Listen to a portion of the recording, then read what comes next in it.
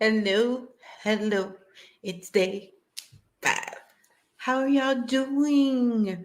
So excited to be here. It's day 5 of our 30 days to happiness. And oh my goodness, the difference I feel, the things that have just removed themselves already during these 5 days has been amazing.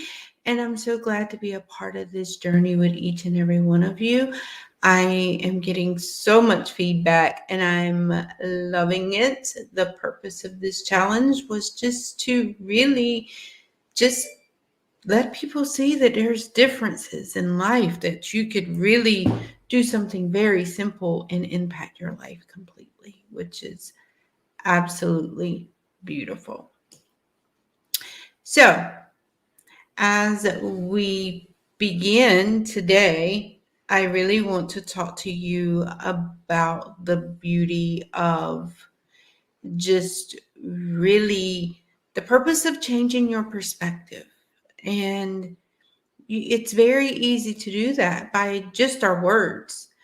And one of the things that I learned in one of my energetic classes about when you're really talking about manifesting is that you ask and you say it like, what will it take? What will it take for me to have my dream life? Like, what will it take for me to be able to travel to da da da da da? Like, ask, like, what will it take for this to happen for me?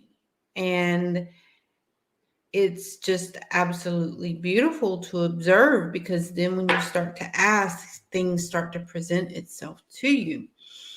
So today, like I said, we're really working on the perception and when it comes to how we feel and the words that we use and how that truly impacts our life and how it can really just change everything, like how it truly impacts our unconscious mind.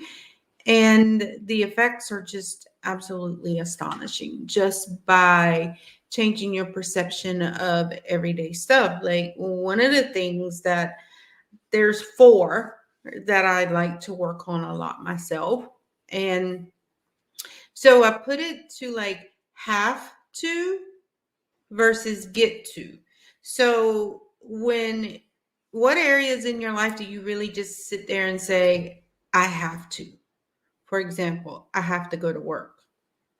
So, if we change that I get to go to work, you see how positive that is, like how that shifts because there's a lot of people that don't have a job that they can go to, or there's people that can't go to work for whatever reason. So, not that you have to take into account about other people, but it's your way of just showing gratitude. Like, I get to go to work today, whether that's working for yourself, that's working for someone else. But most importantly, you're alive and you're able to do that. So start thinking about that. Like, try to use that as examples as to what that looks like, have to versus get to. The next one is I can't to how can I. So one of the biggest things that I tell a lot of my clients, especially in the manifestation and abundance, when we use the word I can't is negative and that's negative energy. So that kind of blocks it. So when you say I can't afford it, your mind thinks, oh, we have no money. So guess what? You're not going to get is money. So don't say, I can't afford something, cancel, clear, delete. And the reason you don't want to use that word is because, like I said, our subconscious mind doesn't know the difference of when we're saying things out loud and the actual truth. So it hears what you say and what you think, and that's what it believes, and that's what happens. So when you think about that and you really want to step into your true authentic self and really start to feel joy, change that. Like, change the terminology that allows your brain to just stop shutting off possibilities, because that's basically what you're doing. Is when you say I can't, that's your brain shutting off saying, well, we can't do this, so let's not do it. It's that simple, so instead look at things that you desire by saying, how can I make $10,000 a month? Or how can I work from home? Or how can I start my business? How can I be happy? How can I experience joy? How can I be healthy? How can I, move forward and travel and do the things that you want to do? Just change that terminology. The other one is how many times have you said, well, what's the worst that could happen, right? Why are we basing our decision on what's the worst thing that could happen? What if we turn that into what's the best that could happen? That's simple. Like, if you're fearful to let something go or not want to do it, then why, ask that? The resistance is real. Like, when we know we need to be doing something, but we don't do it because we fear the worst thing that could happen, well, then that's the worst thing that's going to happen. That's what's going to happen, because that's what you're asking to exist. That's what you're asking for. And I don't think a lot of people realize this, but you can manifest bad things. Like, when you say, what's the worst that can happen, then possibly the worst thing that can happen could happen. But if you change it to, what's the best that could happen? What's the best that could happen if I decided to choose me? What's the best that could happen if I decide to start a business? What's the best that could happen if I start a new relationship? What's the best that could happen if I end a relationship?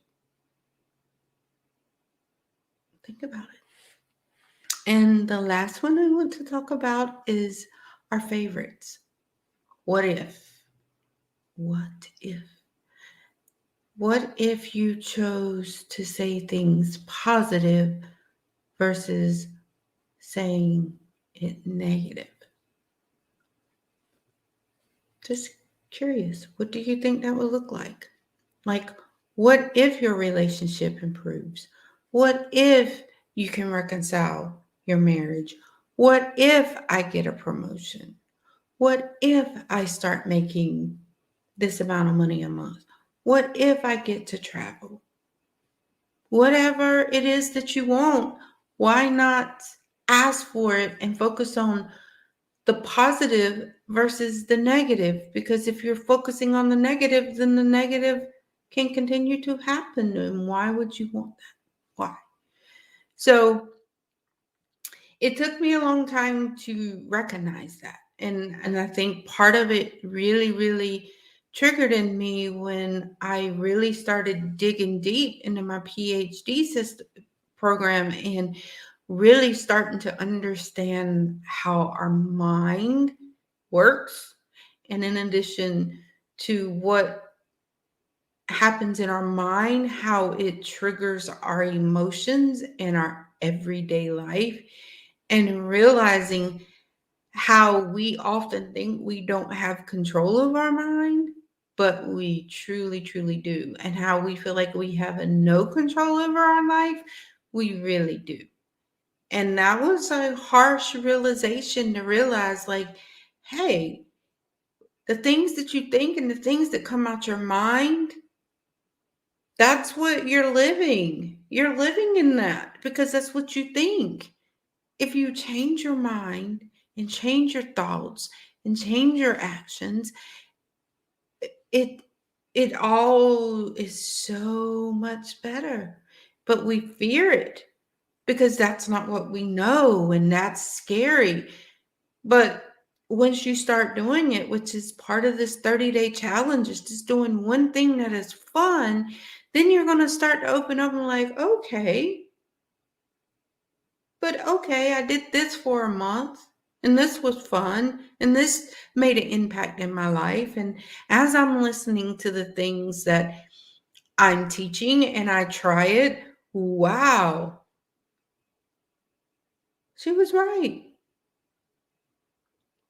And then you're going to want to start digging into the things that are holding you back. You start to identify it, but you're not quite sure how deep it impacts. And that's when people work with me one on one in deep sessions or group programs that are really in depth. So you get to break that cycle and have fun. And because right now you truly believe like that's a dream life and dreams don't always come true.